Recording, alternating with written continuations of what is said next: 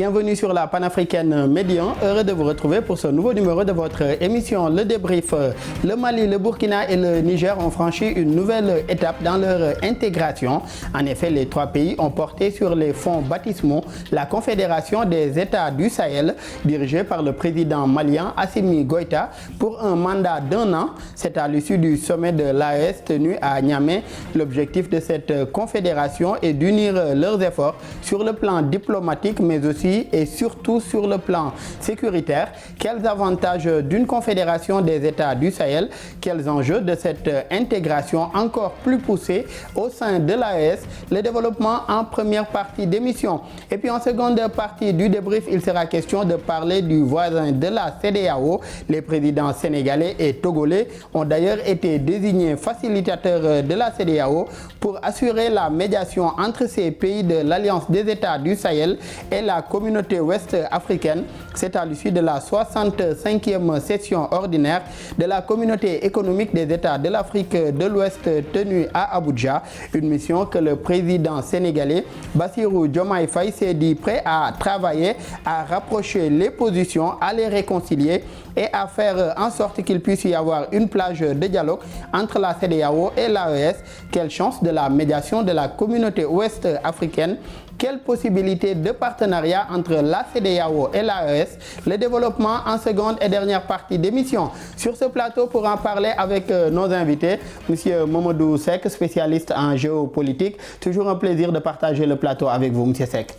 Bonjour Daouda, le plaisir est totalement partagé. Vous savez bien que je fais partie de la famille. Tout à fait, plaisir partagé également de partager ce plateau avec M. Djibril Ning, membre de la société civile sénégalaise. Merci encore M. Ning d'avoir répondu présent à notre invitation. Merci Daouda pour cette invitation. C'est avec toujours beaucoup de plaisir, n'est-ce pas, et beaucoup de bonheur que je participe au débat du débrief. Et plaisir tout aussi partagé d'ailleurs. Et quelle lecture vous faites de cette nouvelle étape franchie aujourd'hui dans les relations entre le Mali, le Burkina et le Niger avec l'instauration d'une confédération?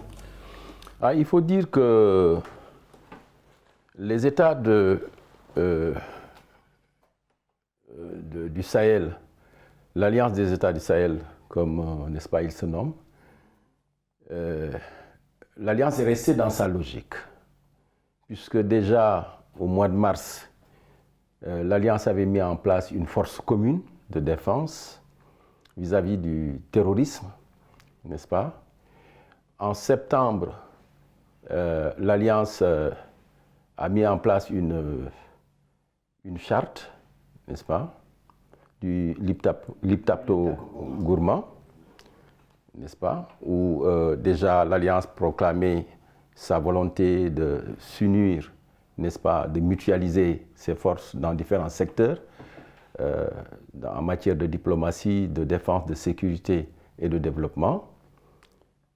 Et aujourd'hui, n'est-ce pas, depuis le 6, l'Alliance a franchi un nouveau pas en mettant carrément en place une nouvelle entité, une confédération. Il faut dire qu'en soi, ce n'est pas une mauvaise chose. Non seulement l'Alliance est restée dans sa logique, mais ce n'est pas une mauvaise chose par rapport à l'unité en Afrique. J'ai dit qu'ils sont restés dans leur logique, ça veut dire que depuis lors, la CEDEAO n'a pas bougé. Il est heureux que la CEDEAO, après la 65e session, ait pris une décision dans ce sens maintenant. Donc, ne serait-ce que pour ça, il faut dire que la mise en place de cette confédération est utile, a été utile, n'est-ce pas? Je dis également que ce n'est pas une bonne chose en soi, parce que, personnellement, je pense que l'unité africaine dont nous avons toujours rêvé, et qui a été toujours difficile, et qui a fait l'objet de combats entre différents courants, différentes tendances en Afrique. On se souvient du groupe de Monrovia et du groupe de Casablanca qui se sont affrontés sur l'approche, n'est-ce pas, à adopter pour aller vers l'unité du continent. Je pense personnellement que l'unité du continent pourrait venir d'une fédération des confédérations. Parce qu'en 1991, avec le traité d'Abuja qui a institué la communauté économique africaine, ce même traité a mis en place des communautés économiques régionales. Il y a eu la CEMAC, la CEAC, en Afrique de l'Est et australe, n'est-ce pas? La CENSAD, les États sahélo-sahariens, n'est-ce pas? L'UMA, l'Union Maghreb arabe qui regroupait les pays arabes, n'est-ce pas, du Maghreb. Il y a eu la SADC en Afrique centrale et la CEDEAO. Évidemment, on a vu que les entités, les regroupements régionaux ou sous-régionaux qui ont le plus marché, c'est en dehors de la SADC, n'est-ce pas? C'est la CEDEAO. Voyez. Si on reste avec ces communautés économiques régionales, Djibril, vous parliez tout à l'heure d'unité africaine. Aujourd'hui, même au sein de ces communautés régionales, il arrive également qu'on voit aujourd'hui des communautés ou bien des regroupements, en tout cas sous-régionaux d'États, et pourtant qui ne freinent pas pour autant les activités aujourd'hui de la communauté économique régionale. Donc, est-ce qu'aujourd'hui, cette confédération pourrait constituer un frein à cette unité africaine dont vous parlez? Tout à fait. Je pense que c'est ça la nouvelle problématique. Peut-être que l'idéal serait que la confédération sous-régionale épouse les contours de la CEDEAO, mais tel peut ne pas être le cas. L'histoire peut suivre un autre chemin. Peut-être y aurait-il des États qui voudraient simplement rester dans la communauté économique, sans aller dans une confédération qui est politique. Auquel cas, les confédérations sous-régionales n'épouseraient pas les contours des regroupements économiques sous-régionaux. Et à ce moment, l'unité du continent pouvait se faire sur le plan politique, en dehors, disons, sans que cela n'épouse carrément les contours des regroupements économiques sous-régionaux. Donc c'est une nouvelle problématique. Je pense qu'il faut réfléchir. C'est pourquoi je disais qu'en soi, ce n'est pas une mauvaise chose qu'un pas ait été franchi par les États du Sahel vers une confédération. Surtout si l'on sait que, en tout cas, la Confédération des États du Sahel et la CEDEAO ont en partage un point assez important, c'est la question de la libre circulation des personnes et des biens également. Et c'est qu'à travers leur confédération, le Niger, le Mali et le Burkina comptent davantage coopérer sur les questions de sécurité, de défense et sécurité, la lutte contre le terrorisme, les échanges économiques, culturels et commerciaux. Que pensez-vous aujourd'hui de ce nouveau modèle de coopération entre États du Sahel? En fait, je pense que ce modèle de coopération en soi est bon. On ne peut pas, disons, fustiger le regroupement d'États africains. Mais là, on reste dans le principe. Maintenant, il est clair que par rapport au contexte, par rapport à la situation sécuritaire dans cette région, il est clair également par rapport aux relations entre les États du Sahel, en tout cas de l'Alliance des États du Sahel et la CEDEAO, il est clair qu'on a quelque part la perception et même l'impression que ce regroupement s'est fait contre la CEDEAO. C'est ça le problème. Le problème, ce n'est pas que des États se regroupent pour aller ensemble vers le développement et pour aller ensemble régler les défis sécuritaires et autres. Est-ce que l'inertie ou les mesures, en tout cas les sanctions qu'il y a eu de la CEDEAO n'ont pas contribué aussi à cette situation, si l'on sait que la communauté, cette communauté sous-régionale qui est l'AES, s'est dit ouverte en tout cas à toute autre forme de coopération, que ce soit avec des institutions ou même des États? Non, c'est sûr que c'est le contexte des relations entre ces États-là et la CEDEAO qui les a un peu poussés à aller un peu plus loin, notamment dans une forme de confédération. Mais il est également clair que le 6 juillet, lors de la rencontre de Niamey, ces pays ont également réaffirmé l'irréversibilité de leur sortie de la CEDEAO. Donc, il faut, je pense... Par rapport à la configuration actuelle de la CEDEAO, puisque ce qu'il dénonce également, c'est la confédération actuelle de la CEDEAO et le fait qu'il considère que, par exemple, pour ce qu'ils appellent, par exemple, les coups d'État politiques, si je peux m'exprimer ainsi, ou constitutionnels, ils ne sentent pas des réactions aussi fermes de la CEDEAO quand c'est le cas aujourd'hui pour des coups d'État militaires. Donc, eux, ils parlent plus de l'état actuel de la CEDEAO qui leur pose problème. En fait, moi, je reste dans les principes. Je ne peux pas pas entrer dans ces considérations partisanes. Et donc, forcément, la médiation, elle s'impose. Je pense qu'on va en parler en deuxième partie. Elle s'impose. D'où l'intérêt de trouver une plage de dialogue, comme le dit le président sénégalais. Mais je pense qu'il faut voir, quelque part, quels sont les avantages de cette organisation, de cette nouvelle confédération. On reviendra tout à l'heure sur les avantages de cette organisation. Et selon la déclaration de Niamey, M. Ning, la République du Mali va assurer la présidence de la Confédération des États du Sahel pour une durée d'1 an. Les chefs d'État se sont aussi engagés à doter la Confédération d'instruments pour le financement de sa politique économique et sociale. Oui, la priorité des priorités, c'est la sécurité. La sécurité et peut-être la diplomatie. Les relations extérieures, et dans ces relations extérieures, dans la diplomatie, inclure la question de la CEDEAO et d'autres questions. Comment cette nouvelle étape franchie par ces États du Sahel aujourd'hui peut davantage renforcer leur coopération économique et régionale entre le Mali, le Burkina et le Niger? Oui, je pense déjà que sur le plan de la sécurité et de la défense, cela peut renforcer véritablement ces États-là, n'est-ce pas? Parce que jusque-là, ils avaient mis en place une force commune sans que les États soient ensemble. Ça a été une limite majeure pour le déploiement véritablement de cette force commune. Aujourd'hui, cette force commune va, il me semble, être, disons, pouvoir exister pleinement et pouvoir se déployer pleinement avec la Confédération. Déjà ça, ce sera très important. Et sur le plan diplomatique également, parce que les domaines qui sont couverts par la Confédération, c'est la diplomatie, c'est la défense de la sécurité et le développement. Donc ça veut dire que sur le plan aussi, ces pays étant des pays continentaux, n'ayant pas d'ouverture sur la mer, voyez, donc la coopération internationale est très importante. S'ils mettent ensemble, n'est-ce pas, leurs forces dans la coopération, là aussi, cela peut vraiment contribuer à les renforcer davantage pour le développement.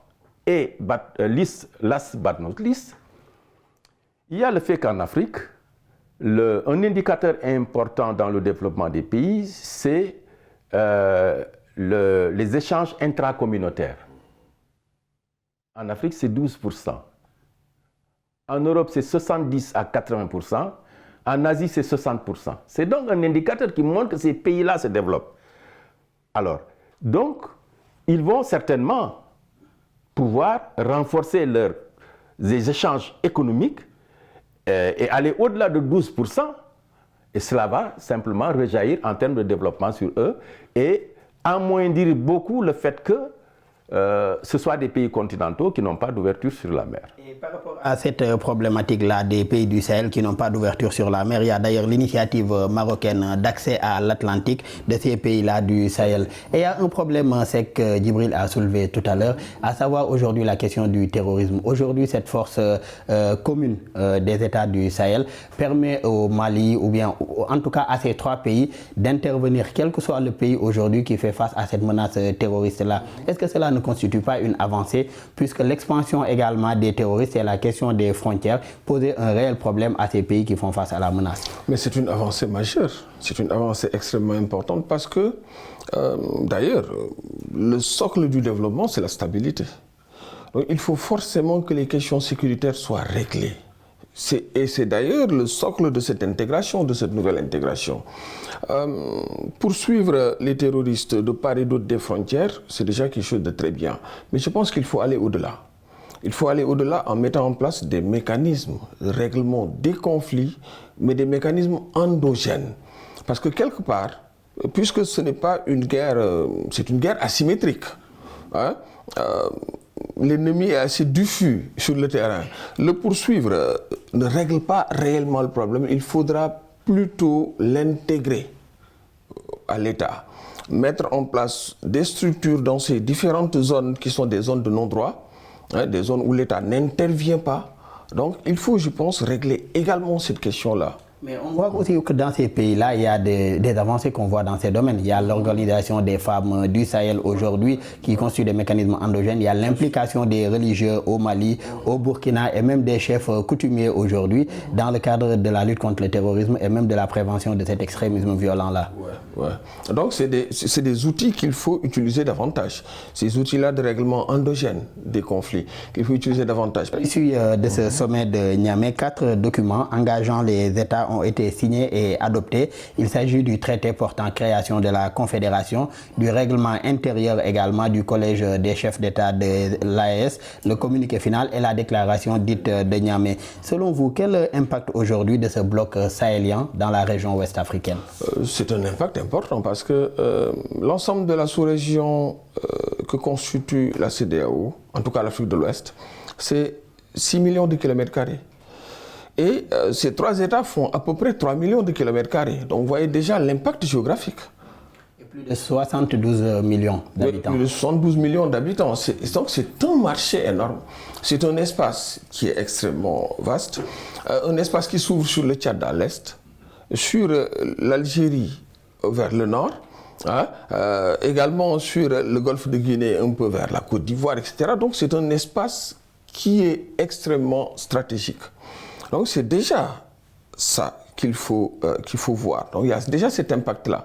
Mais il y a également l'impact, je tiens beaucoup au développement intégré, comme on l'appelle, en mettant en place notamment des infrastructures qui pourraient relier ces différents États, en facilitant la libre circulation des personnes, des marchandises. Je suis sûr que si les choses restent en l'état, ils vont aller également vers une monnaie commune. Parce que vous savez, ces pays sont liés d'abord par l'histoire précoloniale. L'Empire du Mali, l'Empire Songhai. L'histoire coloniale, ces pays ont été tous colonisés par la France. L'histoire post-coloniale, parce qu'il y a quand même tout ce qu'on appelle le néocolonialisme, etc. Et donc, ils ont des us et coutumes également, puisque ce sont les mêmes communautés qu'on retrouve de part et d'autre des frontières de ces pays-là. Voilà, c'est ce que j'appelle l'histoire précoloniale. Donc, quelque part, ils ont les mêmes législations, que ce soit au niveau de la justice, que ce soit au niveau des législations fiscales. Donc, leur intégration serait un peu plus facile. D'autant plus qu'ils ont également le même environnement. C'est le Sahel, presque désertique. Donc vous voyez, ils ont quand même une certaine homogénéité à ce niveau-là. Ça, c'est des avantages, mais ils ont également des inconvénients pour aller vers l'intégration. On va peut-être en parler juste après. Tout à fait, dans la deuxième partie de l'émission. Et sur le plan de la lutte contre le terrorisme qu'on aborde depuis tout à l'heure, Djibril, ne pensez-vous pas aujourd'hui que cette alliance de ces États du Sahel pourrait peut-être constituer un modèle, si l'on sait que la force ouest africaine aujourd'hui, en attente de lutte contre le terrorisme, la configuration en tout cas n'est toujours pas clairement définie. Est-ce que le modèle sahélien ne pourrait pas constituer aujourd'hui un exemple? Tout à fait, tout à fait. Je pense que face à ce qu'on peut appeler l'échec du G5 Sahel, qui finalement n'a pas poursuivi, avait bien commencé mais ne s'est pas poursuivi cette expérience, et face à cette force en attente également dont on parle depuis des années et qui a du mal à se mettre en place, il semble que le talon d'Achille, ce serait le financement. Parce que ces États-là, ils veulent bien prendre des initiatives, comme on dit, c'est interétatique, ils prennent des décisions, mais la mise en œuvre devient difficile. Vous voyez, s'il y avait une supra, elle prendrait une décision pour dire on prélève sur les billets d'avion tant % ou on fait telle ou telle chose, etc. Les pays du Sahel, par exemple, est-ce que la question d'une bonne gouvernance des ressources, puisque ce sont des pays riches également en ressources naturelles, est-ce que la bonne gouvernance de ces ressources naturelles ne pourrait pas constituer une solution au financement aujourd'hui? Mais oui, parfaitement. La bonne gouvernance des ressources, parce qu'il y a, c'est des pays qui ont énormément de ressources minières, voyez, pétrolières, gazières, de l'or, du bauxite, etc., à n'en plus finir. C'est pourquoi il ne faut pas se limiter au nombre là, au quantitatif, 3 États. Il faut se projeter plutôt sur l'espace, voyez, géographique que ça représente. Font un tiers de la communauté. De la communauté. Sur le poids démographique que cela représente. 72 millions d'habitants. En termes de marché. Et les ressources maintenant naturelles que ces pays-là représentent. Par conséquent, il pourrait réussir véritablement tout ce que la CEDEAO n'a pas réussi, et ça pourrait indiquer le chemin pour l'Afrique de l'Ouest, tout au moins demain. Je veux terminer sur le fait que l'espoir, c'est qu'ils soient encore dans l'UEMOA, où ils retrouvent l'essentiel de ces États-là, au moins. Donc, on peut dire qu'il n'y a pas une rupture complète. Et individuellement également, oui. Il garde des relations bilatérales avec ces États membres aujourd'hui de la CEDEAO. Et il y a un point que vous abordiez tout à l'heure, c'est la question des avantages. Quels pourraient être les avantages aujourd'hui de cette forme d'union ou bien de cette confédération des États du Sahel? Je pense que j'en ai décliné quelques-uns. C'est d'abord cette homogénéité spatiale et physique, on va dire, naturelle. Dire ce sont tous les trois des pays sahéliens qui ont les mêmes, disons, le même cadrage naturel, pour parler comme les géographes. Donc, c'est des pays sahéliens où il ne pleut pas beaucoup. Ça, c'est un avantage parce qu'il y a déjà cette homogénéité-là. Mais il y a également la continuité démographique. On a les mêmes populations de part et d'autre des frontières. Il y a toutes ces richesses naturelles-là dont disposent ces pays. Ce sont des pays extrêmement riches. Et il y a surtout cette, je ne parlerai pas d'homogénéité, mais on a le même sentiment panafricain de part et d'autre, disons au Mali, au Burkina et au Niger. Ce sentiment que l'on peut considérer comme un sentiment anti-français qui les a liés. Moi, j'ai l'appelé le sentiment souverainiste. Ce ne sera pas anti-français, ce sera souverainiste, qui les réunit. Et ça, également, c'est un avantage. Donc, ces pays ont quand même des avantages par rapport à cette intégration. Mais il y a également des inconvénients. On peut les aborder tout de suite si vous voulez, même si vous n'avez pas posé la question. On est presque à la fin. Allez-y sur quelques-uns de ces inconvénients. Il y a quand même quelques inconvénients. C'est le contexte international. C'est l'environnement un peu délétère vis-à-vis des autres pays de la CEDEAO. D'autant plus le Mali est obligé, parce que le Mali est lié par la géographie, est obligé de coopérer avec le Sénégal. La CEDEAO comme le Sénégal, et c'est d'ailleurs pour éviter aujourd'hui cet isolement diplomatique que la CEDEAO a mandaté des émissaires comme le président sénégalais Bassirou Diomaye Faye et son homologue togolais pour aujourd'hui assurer cette médiation avec ces États du Sahel. Ce sera la suite en seconde partie d'émission. De retour pour la seconde et dernière partie de votre émission Le Débrief. Monsieur Seck, que retenez-vous d'abord du communiqué final de la 65e session ordinaire de la Communauté économique des États de l'Afrique de l'Ouest? En fait, quand j'ai lu le communiqué final, en tant que Sénégalais, j'ai d'abord, tout de suite, je dis bien en tant que Sénégalais, j'ai d'abord vu la décision 28. La décision 28 qui féliciter le peuple sénégalais et le président Bassirou Diomaye Faye. C'est une certaine fierté. Ensuite, maintenant, pour être un peu plus dans le débat, la décision 38, qui a également décidé de désigner le président Bassirou Diomaye Faye du Sénégal comme médiateur principal. La décision 39, qui lui adjoint le président Gnassingbé, Faure Gnassingbé du Togo.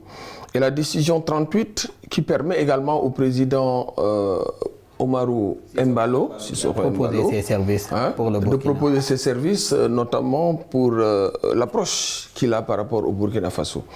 Donc c'est ça qu'on peut retenir globalement. Mais il y a également d'autres éléments. Par exemple, il y a une décision où la CEDEAO bombe un peu le torse en parlant de l'article 91 de la charte revue en 93, où la CEDEAO fixait les règles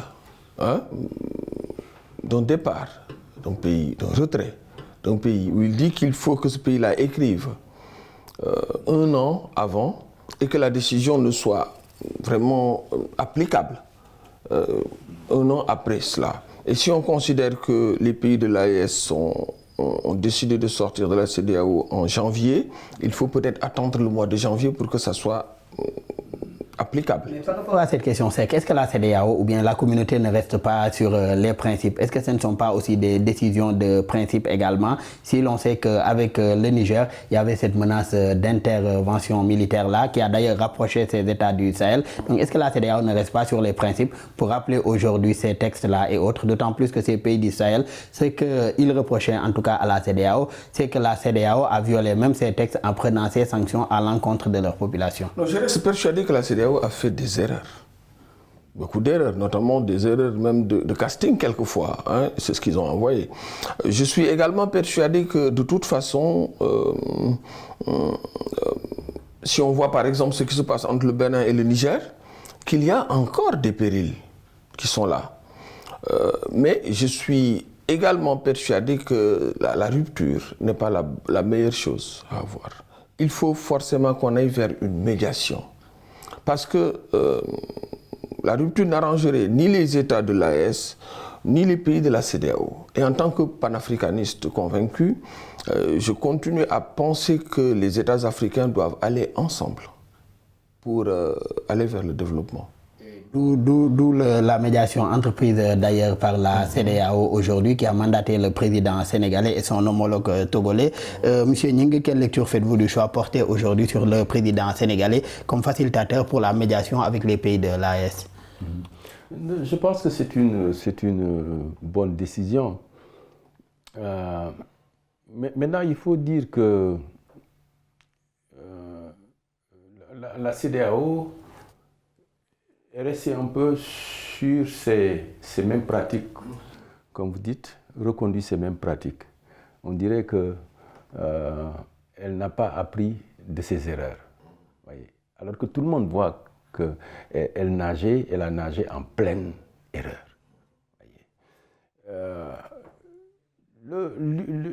L'OUA était mise en place et avait une mission principale, essentielle, c'était le parachèvement de la décolonisation. C'est pourquoi en 2002, considérant que la décolonisation était achevée avec l'Afrique du Sud qui était le dernier pays, etc., l'OUA s'est mué en Union africaine, qui a eu comme principale mission la paix, la sécurité, n'est-ce pas, et le développement. Or, sur ce plan, qu'est-ce que fait la CEDEAO?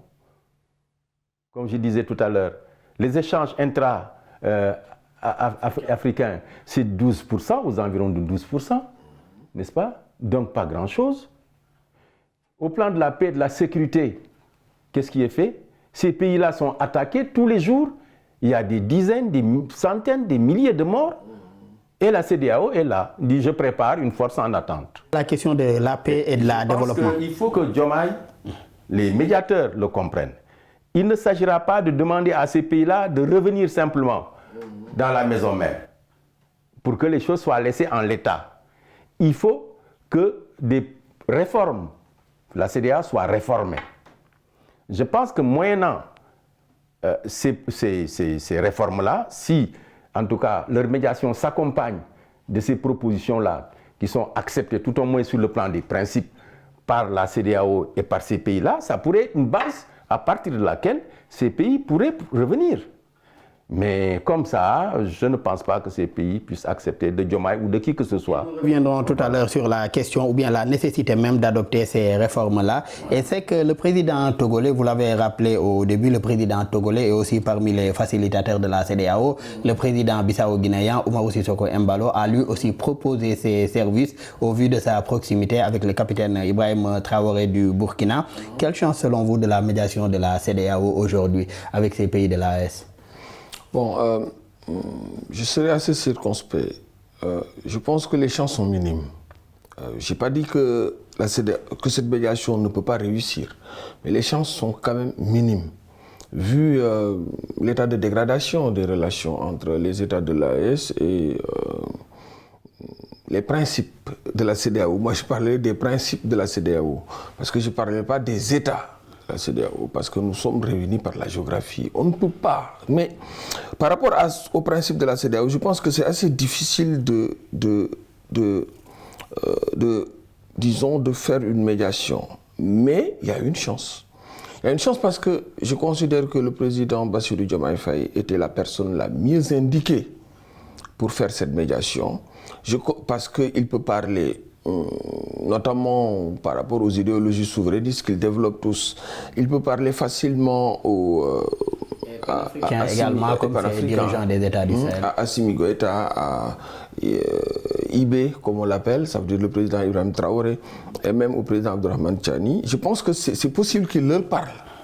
Le président Abdourahmane Tchani, le général qui, je le rappelle également, a fait l'ENOA, l'École nationale des officiers d'actifs du Sénégal, de Thiès. Et qui parle Wolof couramment. Donc, je sais qu'il y a des chances, parce que Diomaye était la personne la mieux indiquée pour faire cette médiation. Mais je crois également qu'il faut que la CEDEAO lâche du lest. Il faut également que ces régimes militaires-là lâchent du lest, parce que, concrètement, c'est des régimes transitoires. Transitoires. Ça veut dire que, quelque part, est-ce qu'ils peuvent légitimement engager leur pays dans une structure aussi pérenne qu'une confédération? C'est également des questions qu'il faut se poser.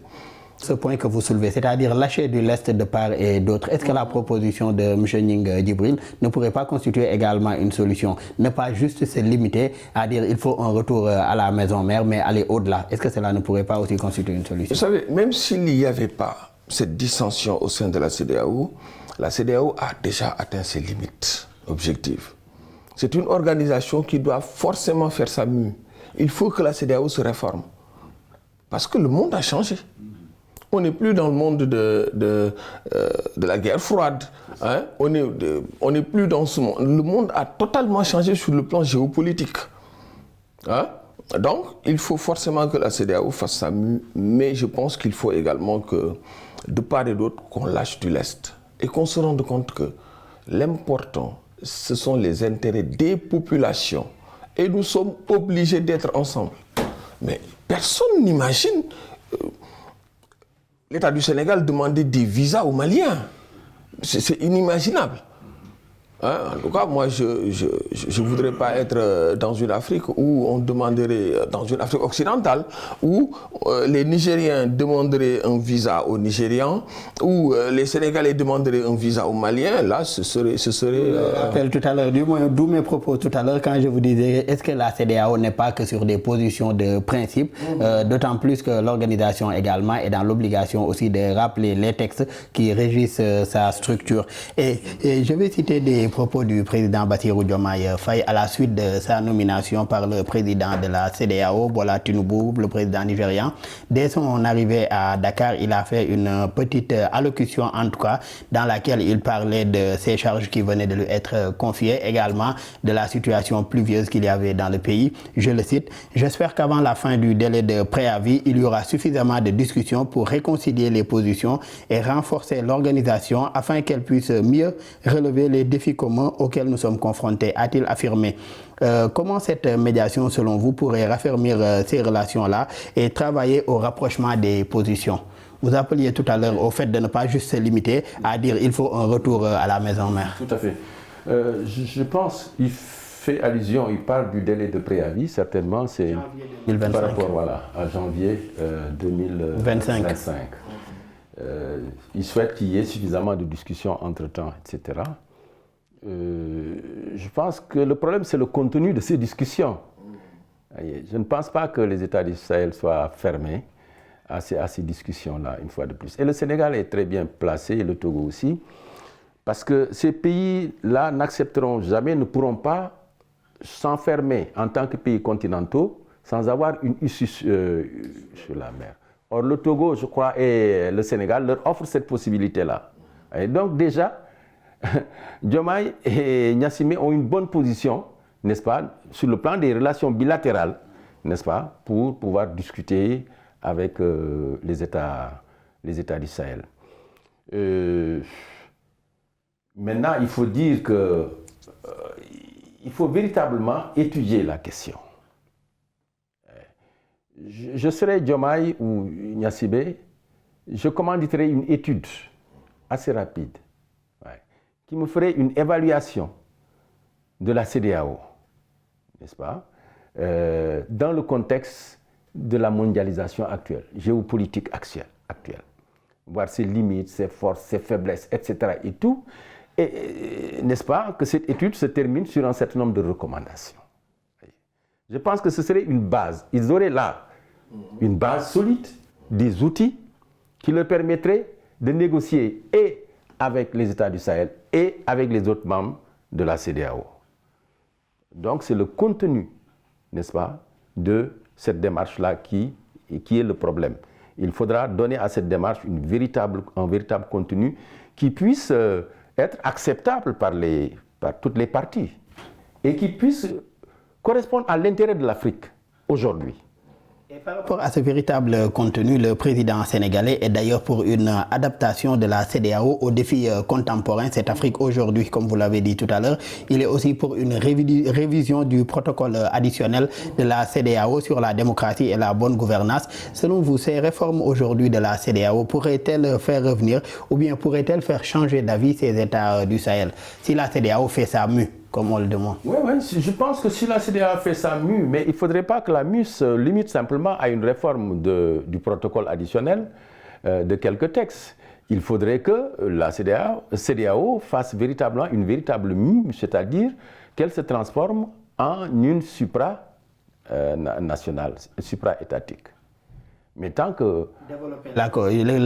aller au-delà de intra-étatique, aller vers une supra-étatique.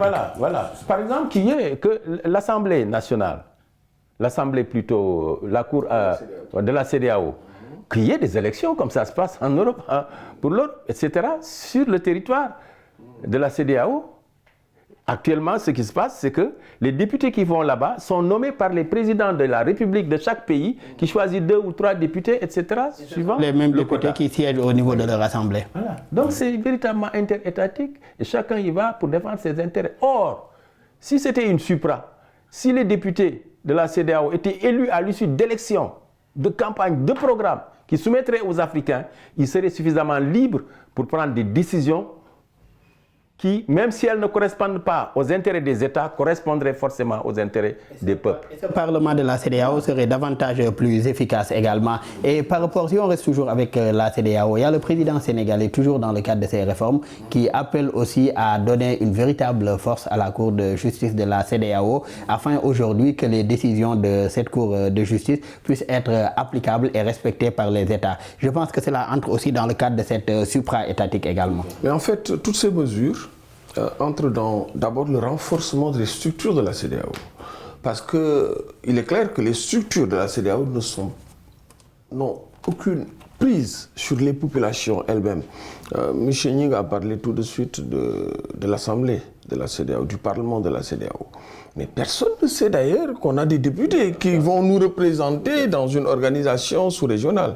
Personne ne s'en rend compte parce que cela n'a aucune prise sur notre quotidien. Vous voyez bien. Le Sénégal a d'ailleurs eu à diriger le Parlement de la CEDEAO sous le président Macky Sall avec Moustapha Cissé Lo comme président. On ne s'en est pas rendu compte, sérieusement. Hein? En tout cas, de façon claire et certaine. Maintenant, c'est dans ce sens-là qu'il faut également renforcer la Cour de justice de la CEDEAO. C'est dans ce sens-là qu'il faut renforcer toutes les autres structures de la CEDEAO. Maintenant, le problème que cela poserait, ce serait le problème de moyens. Parce qu'organiser des élections sur toute l'étendue de l'Afrique de l'Ouest, en tout cas sur toute l'étendue des États de la CEDEAO, poserait déjà un problème de moyens. On ne maîtrise pas encore assez cet espace-là. On n'a pas encore assez de moyens pour organiser des élections un peu partout, bien que les États organisent des élections, mais on sait bien comment ça se passe. Donc ça poserait déjà un problème de moyens et de souveraineté. Parce que celui qui détient les moyens détient également la souveraineté. Ça poserait donc des problèmes. Mais si l'on passe au supra, comme le suggère Djibril Gningue, cette question de ce problème de souveraineté ne se poserait pas. Puisque aujourd'hui, l'institution serait au-dessus des États et les décisions issues de l'institution seraient applicables à ces États. Quand je parle de souveraineté, je parle de celui qui donnerait les moyens. Parce qu'on a une ingérence étrangère. Voilà, okay. Parce que je parle de la coopération étrangère, etc., okay, avec les autres. Et donc qu'ils mettent les moyens. Ce soit plutôt des moyens qui viennent des États. Endogènes, je veux dire. Donc, ça poserait déjà cette question-là de la souveraineté. Les États ont les moyens, c'est une question de volonté politique. Oui, volonté politique. Simplement. Donc une question de volonté politique. Et dans quelles conditions aujourd'hui faire réussir en tout cas cette médiation entre la CEDEAO et ces États du Sahel, Djibril? Selon vous, dans quelles conditions faire réussir cette médiation entre les deux? Oui, la condition première, c'est que les deux parties soient véritablement ouvertes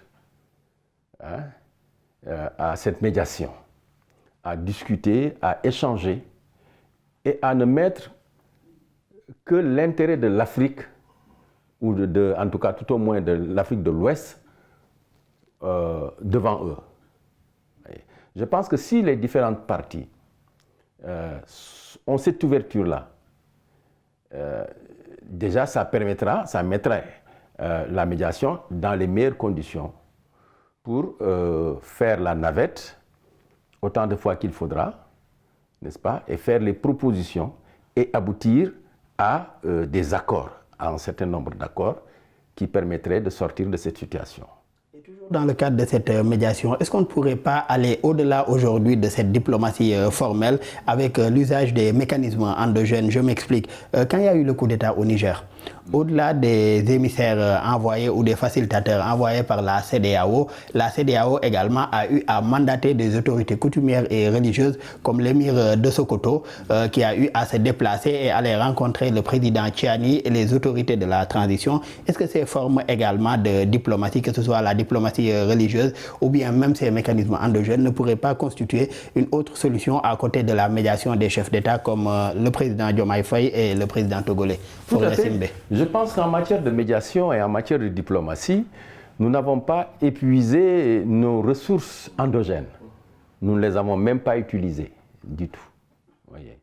Je pense que ça, c'est un bel exemple, n'est-ce pas, de l'utilisation des ressources endogènes en matière de diplomatie. On a le cas du Sénégal en 88, avec la, disons, si on peut l'appeler guerre entre la Mauritanie et le Sénégal. En tout cas, les escarmouches qu'il y a eu, cette confrontation, même brève qu'il y a eu entre les deux pays, la médiation de Seigneur Abdou Aziz Sy Dabakh, n'est-ce pas, qui a réussi de très fort belle manière et a ramené la paix entre les deux pays depuis lors. Voyez. Au Burkina, le Moro Naba a éteint beaucoup de foyers de feu. Le Moro Naba.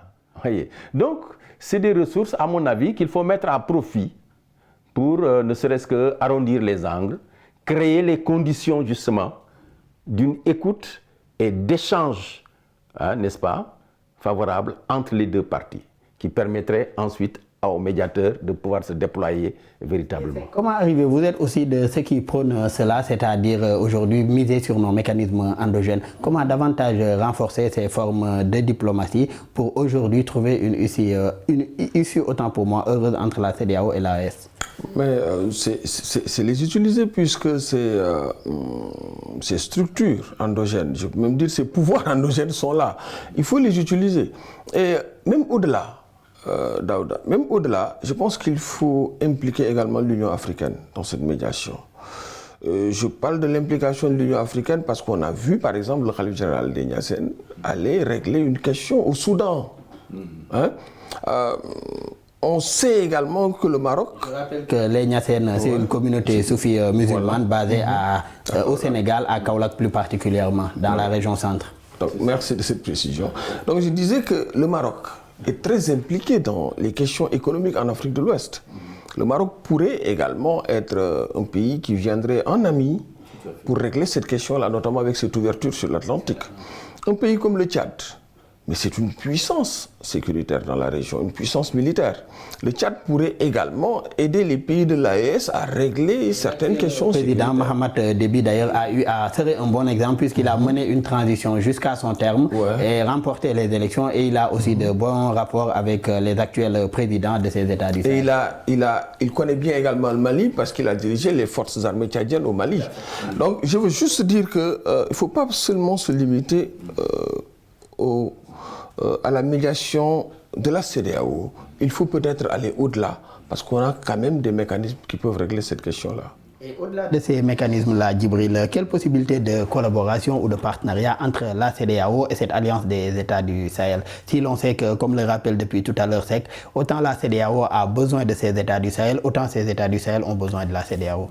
Oui, je pense que même si les textes actuels de la CEDEAO peut-être ne permettent pas, je ne sais pas très bien, l'adhésion d'entités collectives, n'est-ce pas, mais des États individuellement, je pense que la CEDEAO pourrait coopérer justement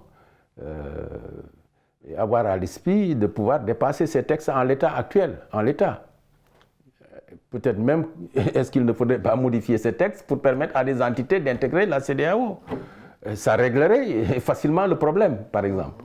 Mais à côté de la CEDEAO, Djibril, on a connu également le G5 Sahel, dans lequel il y avait des États membres de la CEDEAO et du G5 Sahel, ainsi que la Mauritanie et le Tchad également, qui est de l'Afrique centrale. Tout à fait, c'est une jurisprudence qui permet justement d'aller dans ce sens-là, avec les États du Sahel.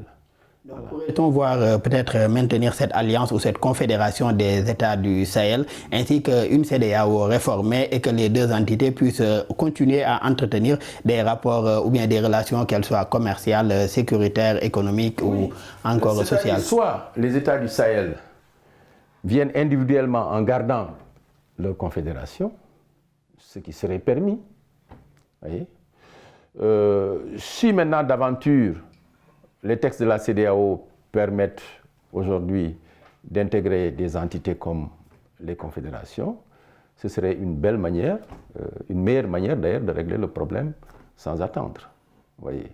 Mais dans tous les cas, je pense qu'il ne faut pas faire l'impasse sur la nécessité de coopérer entre les différentes entités, voyez, en attendant que les problèmes puissent trouver solution. Parce que ce serait nous faire du mal à nous-mêmes. Voilà.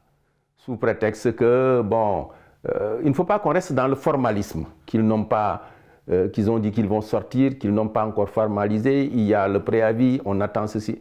Non, je pense qu'il faut sortir du formalisme et être dans la réalité. Être dans la réalité, c'est regarder les intérêts des populations africaines qui souffriraient d'une non-coopération entre les différents États.